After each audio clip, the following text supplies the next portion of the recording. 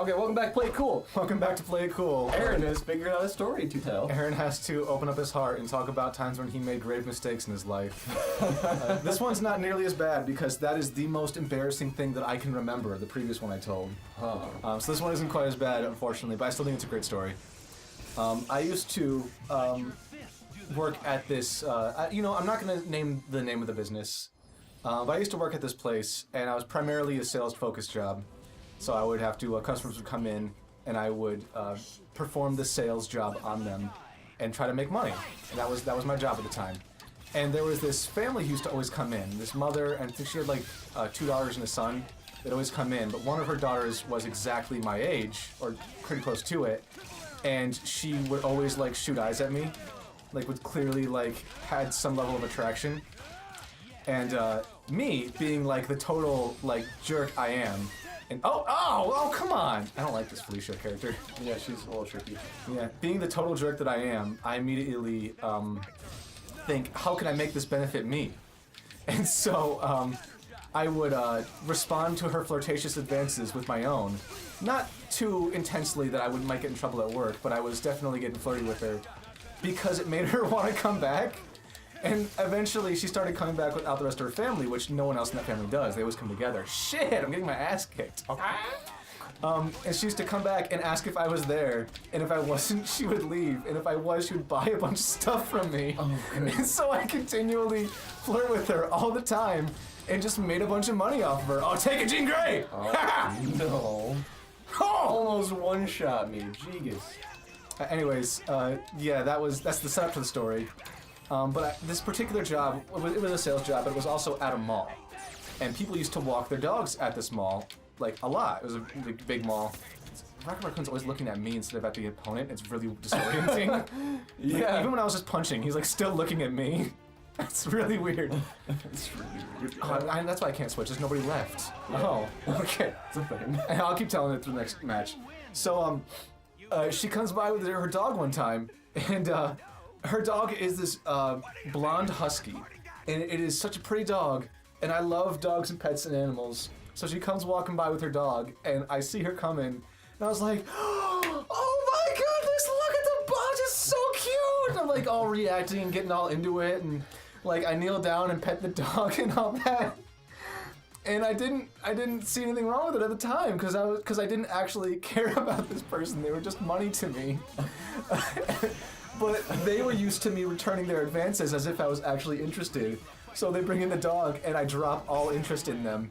And she never came back again. Turns out, at least what I think what happened, she got like really offended that I liked the dog more than her. And just never came back. She like saw an example of what it looks like for you to actually like something. Yes. And she's like, and she never returned. Oh man.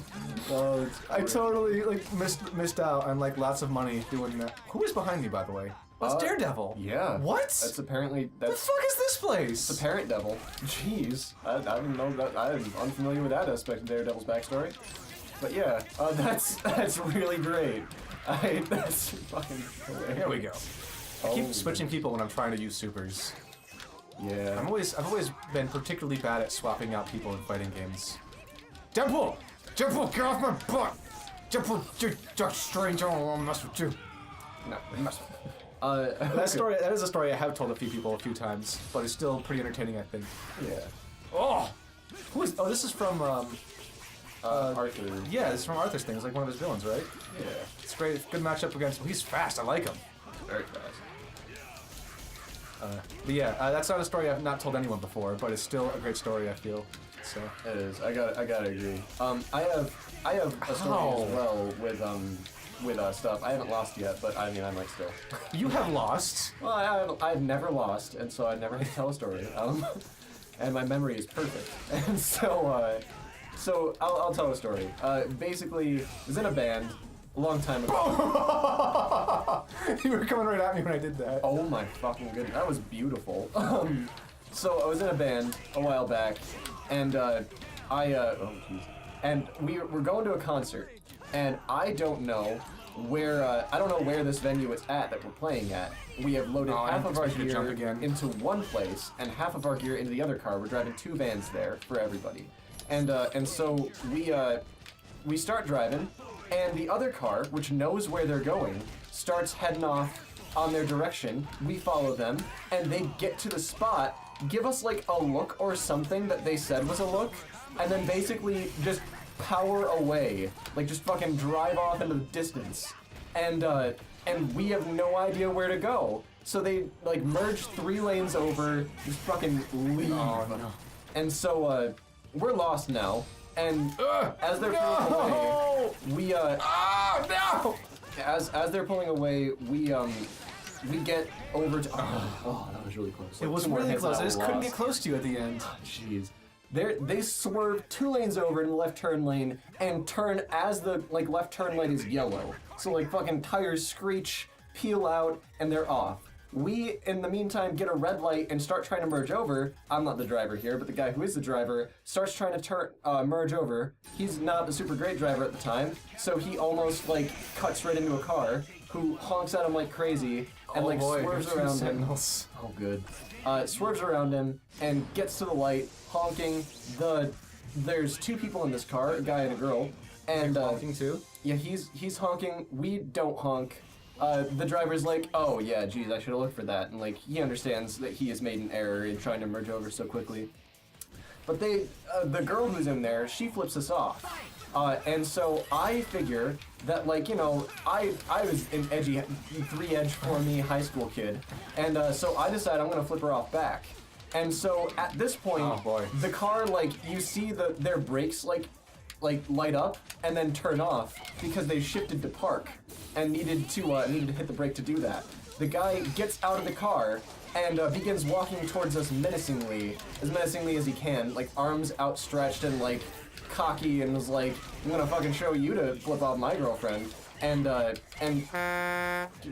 shouldn't have given the name, but it's fine. You can bleep it out. Yeah, he like is being very passive at him, but like still very confident, like, "Get back in your car, sir, you don't want to do this, just like calm down, just like come on, nobody needs to fight." And so the guy gets all the way up to the window, which has rolled down slightly. I keep saying the name, but I'll keep leaving it out. And he gets up there, it's a tiny little sliver in the window just so that he can communicate with this person. And the guy like gets up there and like fakes a punch, like does a feint towards him. And This is, by the way, my small revenge on Chase, who this is his favorite strategy in Marvel vs. Capcom, and the only thing he does is he spams the mouth beam on Sentinel. It's pretty effective as well. Oh. But yeah, so it's pretty effective. Yeah, it works, is why. Yeah. So the guy fakes a punch at the window, and my friend flinches at the driver's seat because he thinks the glass is about to shatter in his face and like get hurt. So he reacts like a person does when an attack comes at them. The guy starts to walk away all victorious, like, "Yeah, got you." And my friend, but when he does this, there's 2 of us in the car other than the driver. There's myself, 6'2", and at the time, belt away from black belt at mixed martial arts, and my other friend, who is a black belt, Taekwondo. Both have our hands on our seatbelts and our hand on the door, ready to get out of the car and beat the shit out of somebody if he decides to start something.